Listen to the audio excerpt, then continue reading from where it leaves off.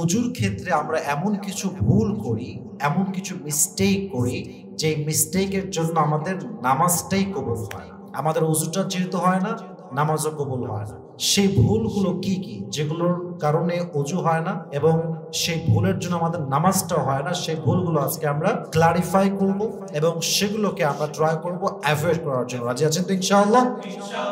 Number 1, প্রথম ভুল যেটা আমরা বেশিরভাগ সময় করি, অজুর শুরুতে আমরা বিসমিল্লাহ পাঠ করি। অনেকেই আমরা আছি অজু জাস্ট বসেই অজু শুরু করে দেয়। না, this is not the right way to make an ablution. অজুর পূর্বে আপনাকে অবশ্যই বিসমিল্লাহ পাঠ করতে হবে। অনেক উলামা ইকরামদের মতে অজুর পূর্বে বিসমিল্লাহ বলা বাধ্যতামূলক, ফরজ।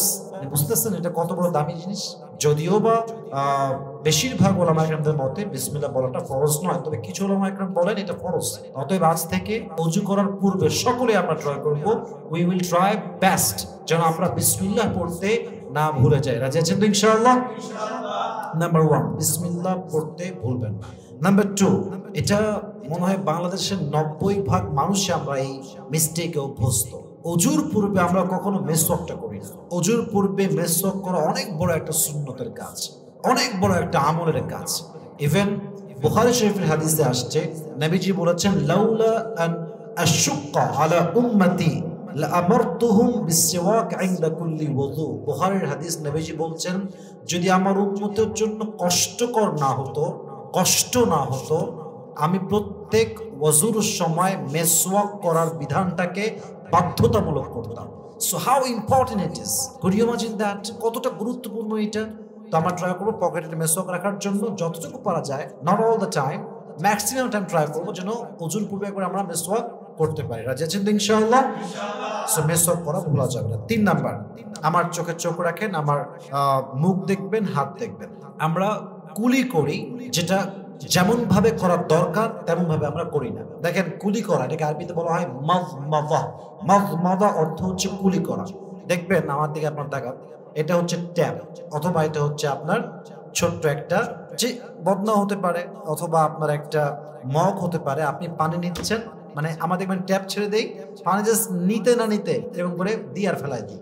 এটা করলে কুলির মূল যেই অর্থ, এটা আপনি হাসিল করতে পারবেন না। আপনাকে অবশ্যই মুখে পানি নিতে হবে এবং মাযমাযা ভালো করে কুলি করতে হবে, তারপরে পানি ফেলতে হবে। জাস্ট নিলেন ফেললেন, সিস্টেমেটিক্যাল ওয়েটা ফলো করলেন না, এটা আপনার ওযু কখনো আদায় হবে না। আর ওযু আদায় না হলে আপনার নামাজ কখনো আল্লাহর কাছে কবুল হবে না। কুলি করার ক্ষেত্রে খুবই সাবধান, অবশ্যই হাতের কষে পানি নিয়ে বারবার মুখে নিয়ে কুলি করে তারপরে বাইরে ফেলবেন। আল্লাহ আমাদেরকে বোঝার তৌফিক দান করুক, সকলেই মন খুলে পড়া আমিন। 4 নাম্বার, নাকে পানি দেওয়া। এটাকে আরবিতে বলা হয় ইস্তিনশাক।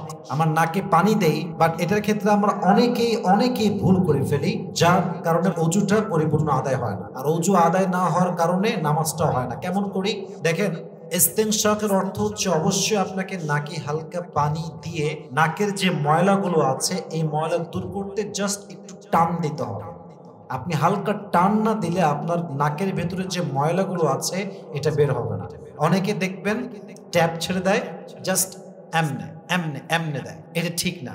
আপনি আগে হাতে পানি নেবেন, পানি নিয়ে একটু হালকা, আমি যে খুব বেশি টান দিচ্ছি, এত বেশি টান দেওয়া যাবে, তাহলে আপনার এটা উপরে উঠবে, আপনার কষ্ট হবে। ইসলাম কখনো কোনো কাজে কষ্ট হোক এরকম কোনো কাজ মুসলমানের উপর চাপাই দিতে পারে। আপনি জাস্ট হাতে হালকা পানি নেবেন, হালকা টান দিবেন, কারণ এর উদ্দেশ্য হচ্ছে আপনার নাকের ময়লাগুলোকে দূর করা, যাতে আপনার নাকের ময়লা অপবিত্র দূর হয়ে যায়। তাই এটাকে বলা হয়েছে ইস্তিনশাক করতে হবে।